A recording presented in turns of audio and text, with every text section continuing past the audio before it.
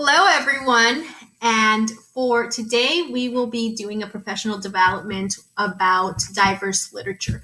What is diverse literature? Why is it important? And why should I, as an educator, be implementing it into my classroom? So, by the end of today, there are certain things that I want you guys to go with, okay? So, I want you by the end of today to have an understanding of why diverse literature is so crucial to implement into my lessons and into my classroom. That is the first one. The second one is I want you guys to leave with something to start implementing diverse books into your classroom. So, what are some things that you can be doing? Are you going to be purchasing books? Are you going to be embedding books? Are you going to make lessons with diverse books in them? What is it that you will be doing? I want you guys to leave with an idea of what to do, a plan of action, so that when you leave here, you don't just forget about it, you actually go and do it. And the final one is I want you guys to leave here by the end of today with a list of diverse books that you want to purchase for your classroom to make sure that your library is as diverse as can be. All right, so before I actually teach you a little bit of diversity and we get onto that, it's always important as educators to reflect, okay? So we'll be self-reflecting on our own classroom. So I want you guys to think about the classrooms that you've had throughout the years, specifically this one, because this is the one that we'll have, and think about the future one. So maybe like if you're in teaching third grade, what do the second graders look like? So just an overall understanding of your students. As teachers, it's always important to reflect. You cannot be an effective teacher if you don't self-reflect continually. So if I'm going to teach you, or if I'm going to demonstrate the importance of diverse literature, and if I'm going to hopefully guide you and persuade you and inspire you to bring this, you can't get it done right if you don't reflect. So what I want you to do right now is I want you guys to go ahead and close your eyes. And as you have your eyes closed, I want you to go ahead and think about and reflect on the following questions that I have. So the first one is, what languages do your students speak? So do your students only speak one language? Are they bilingual? If they're bilingual, what type of languages do they learn? Or do they know? Do they know Spanish? Do they know English? Do they know Tagalog? Do they know Mandarin? What is it? And if you're sitting here not knowing what in the world your students know, what languages they know outside of school, then you need to do some digging immediately. Second question is, what ethnicities are represented in my classroom? So, do I have a majority of my students where they're white? Do I have a mix of everything? Do I have biracial students? What type of students are represented in my classroom? How many of my students come from single households? So, do you have students where they only have a single mom living with them? Do they have a single dad? What percentage do you have?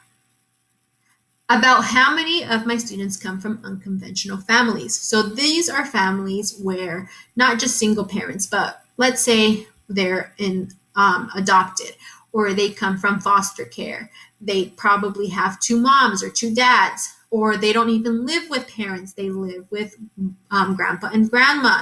They live with a sister because of circumstances or whatever. And if you're sitting here again and you don't know what is going on, then you need to do some digging, because it's important to know as a teacher. And the final question is, how many students have a learning or physical disability? So how many of my students have a medical disability? A medical issue maybe. They might have cholesterol, they might have diabetes, they might have autism. You might have someone that comes in and mainstreams for about an hour and they have Down syndrome, or ADHD, Do they have epilepsy? What do they have? So what I want you to do right now is go ahead and with the person next to you, I want you to go ahead and discuss what you found as I was asking you these questions. So during this time, I would go ahead and walk around with all of throughout the professional development, and I might just listen in, or I will go ahead and do some input, have some conversations, and then I would give this about 1 to 2 minutes, and then after that, I would go ahead and have them come back to me, and I might share a couple of what I found or call on someone that I found had an interesting reflection on that. Now, let's talk about our classroom library. Okay, so again, this is implementing diverse literature. And in order to do that is by actually understanding what you bring into the classroom, because at the end of the day, you are the teacher. You have the authority and you have the power on whatever you bring in the classroom. And that includes your library. So again, close your eyes and think about and reflect on these questions as I ask you them. What type of protagonist do your books have? Are your protagonists mostly boys? Are they mostly girls?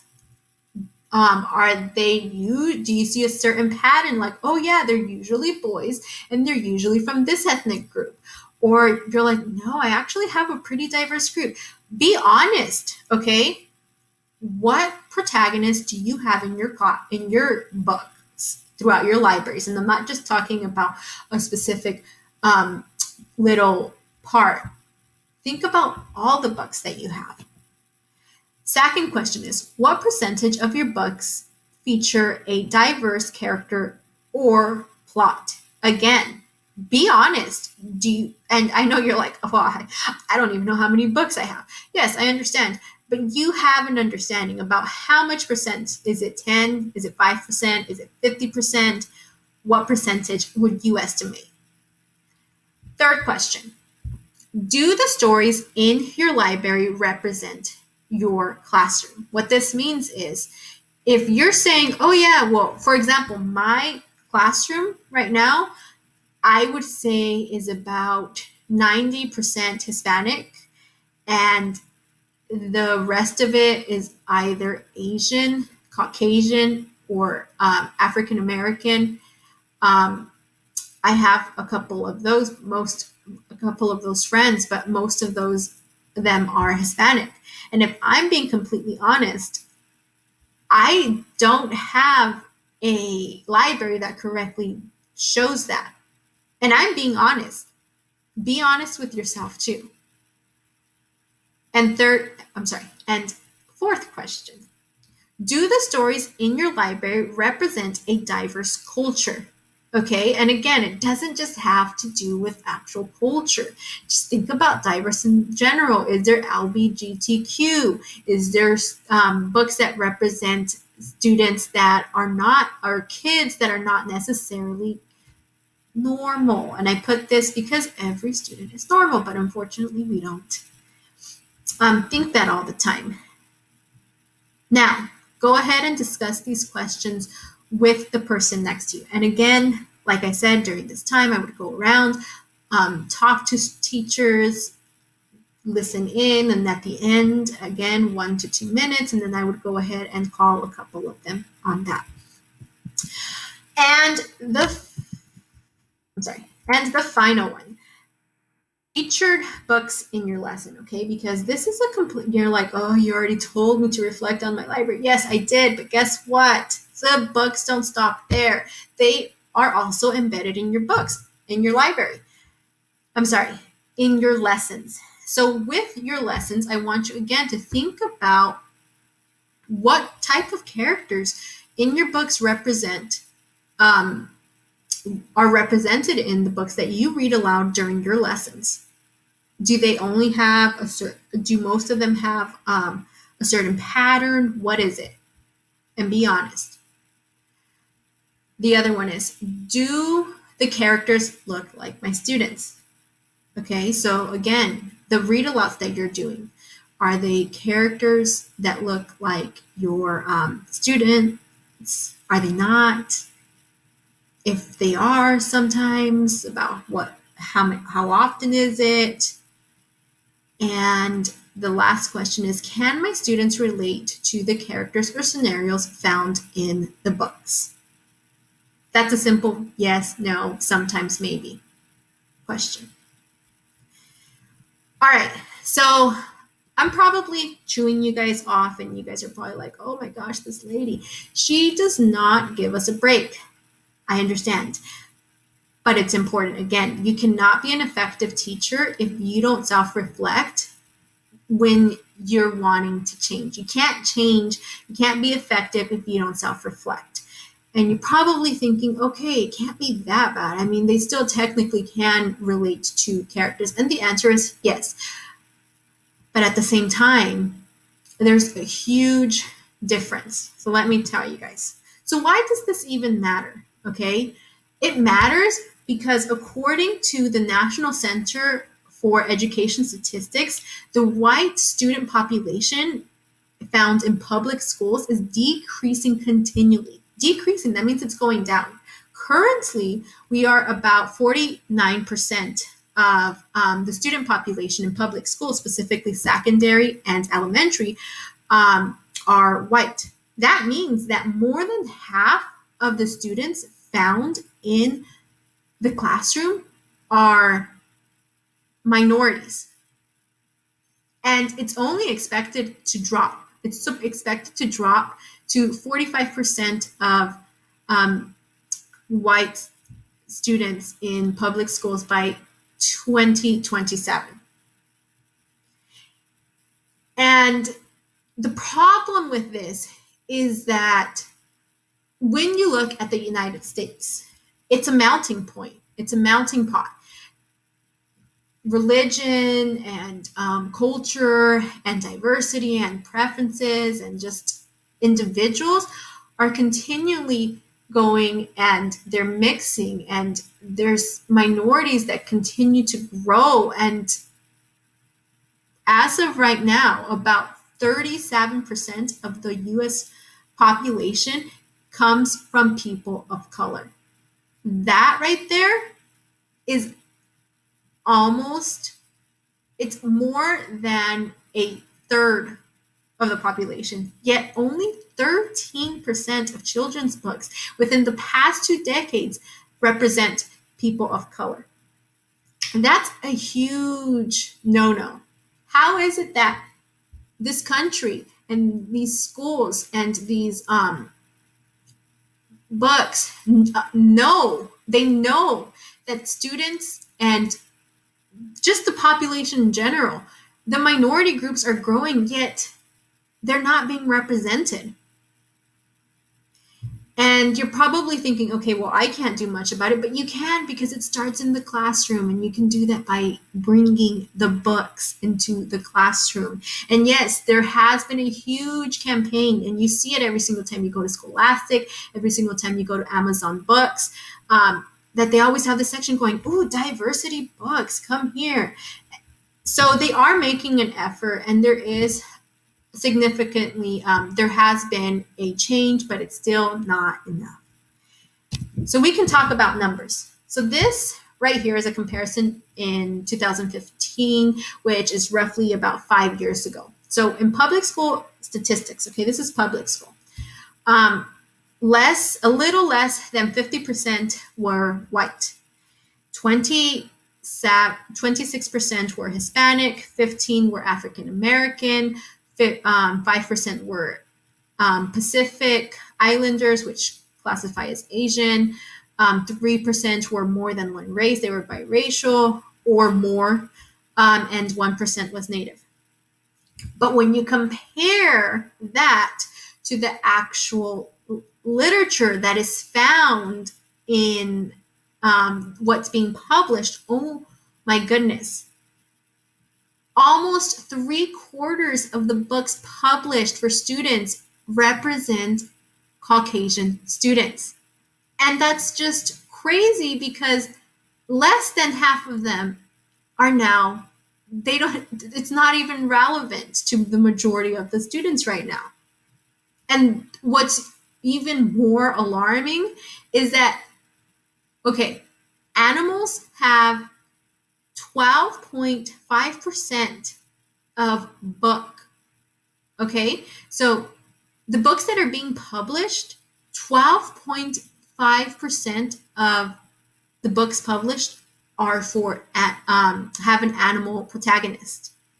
And that is not, so if you combine all of the other books, like the African American books, the Asian Pacific books, the Hispanic books, the Native American books, you can add all of those up, and the animal protagonist books still have more percentage. They're still over winning them. And that's just crazy, right? Now, the good news is it has improved, because now the books that are being published as of 2018, 50% are towards geared are of a white Caucasian protagonist, which, has stepped down quite a few. It's a bit more representative of that. But check this out. You're like, oh yeah, it's going to go to all the minorities. But now if you look at it, 27% has gone to animal protagonists.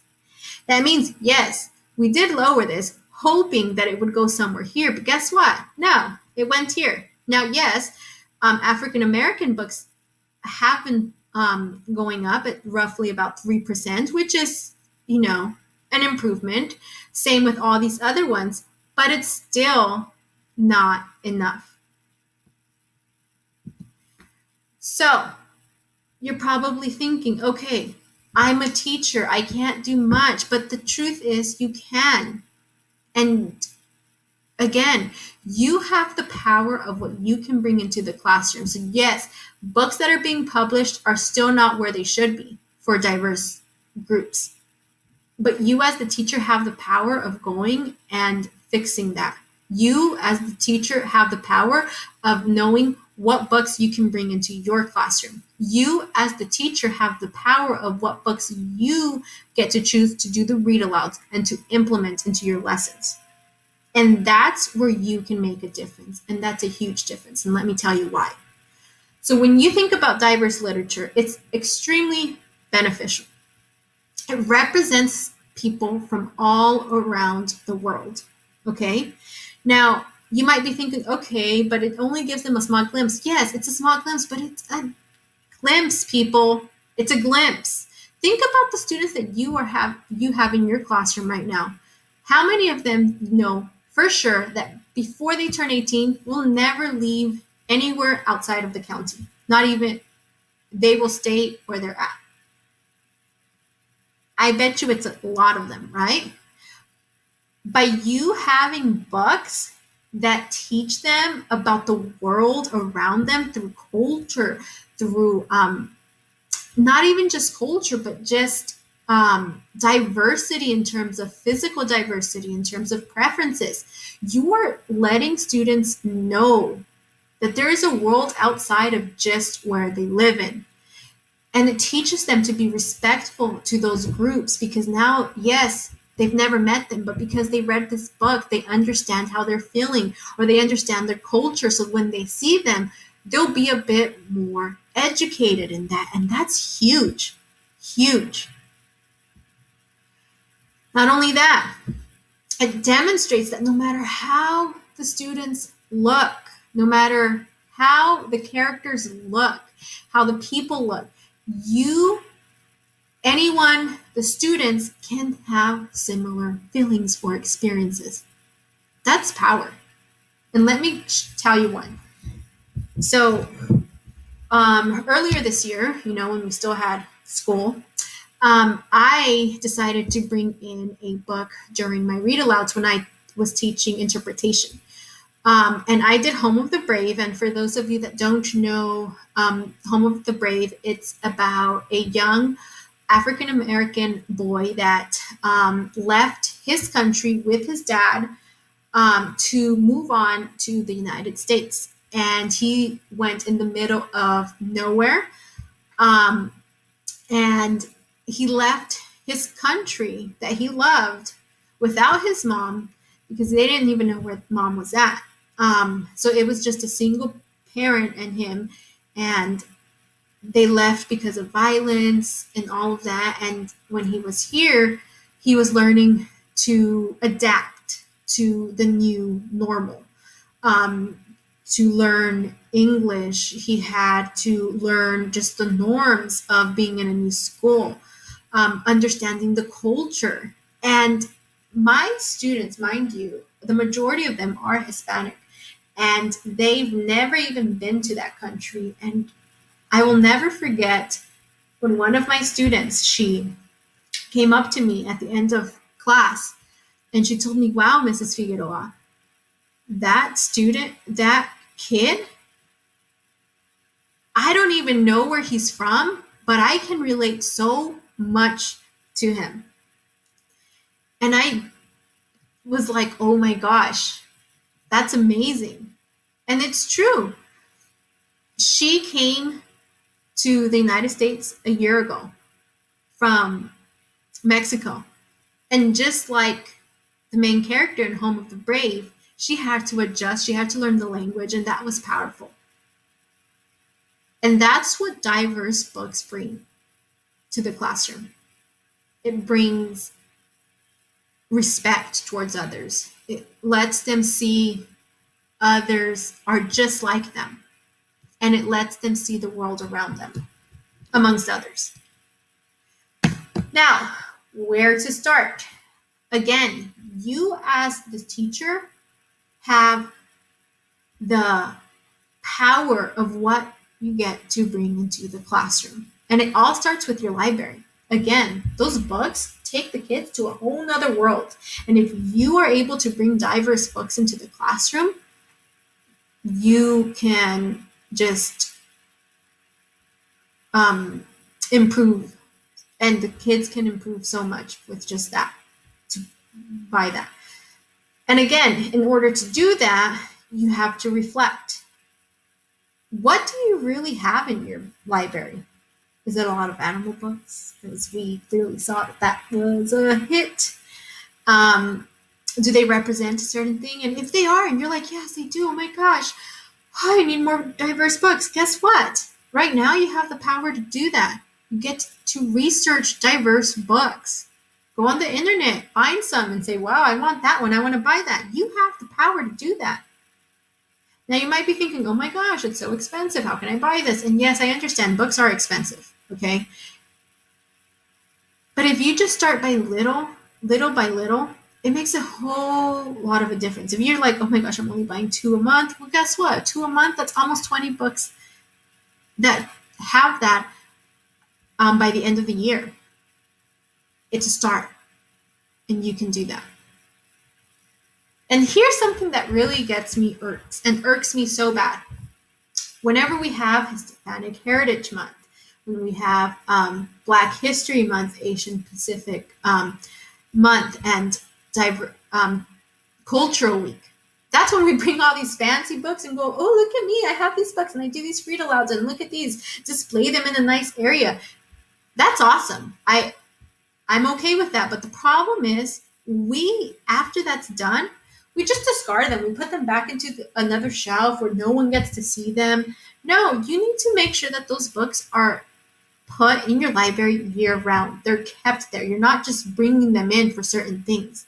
That's not okay. You need to leave them in there. And I don't want you to do this. I don't want you to go in and have just a little tiny box and say diverse books. Because then you're putting them in a category. And they're not a category, to be honest, because it represents everyone. If it's a funny book, you're going to put it in the comedy section. If it's a book about friendship, you're going to put that book in a friendship category. You're not just going to put diverse. So that's important. Display the books properly. All right, so what I want you guys to do right now is I have a couple of links here. And if you guys got the link to the presentation. You guys can just click on it and it should take you. And I want you guys to go ahead and start looking over these. And if you're like, oh, I kind of want to look at more, you can always go to Amazon, Scholastic, Barnes & Noble, and just type in the search bar, diverse books. Okay? And so I'm going to give you right about 4 to 5 minutes so that you guys can go ahead and check out a couple of books, make a list of books that you want to be purchasing for the future, or you can even be purchasing it today. And I don't just want you guys to think about diverse books in terms of culture. Think outside of the box. There's a lot of good books that teach about mental health.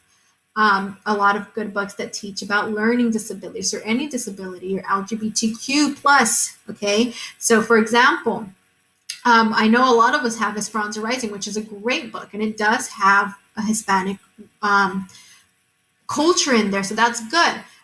Think outside of the box. You can do something like Guts. And Guts is a really good one because it can be read anywhere from 3rd to 5th grade. And that one teaches about anxiety and how this little girl overcame anxiety. And that teaches a new norm, because I know that a lot of our students right now are have that. And by them seeing a book that they can relate to, is just powerful. You can do other books like Chains. Oh my gosh, Chains is such a good book if you teach American history.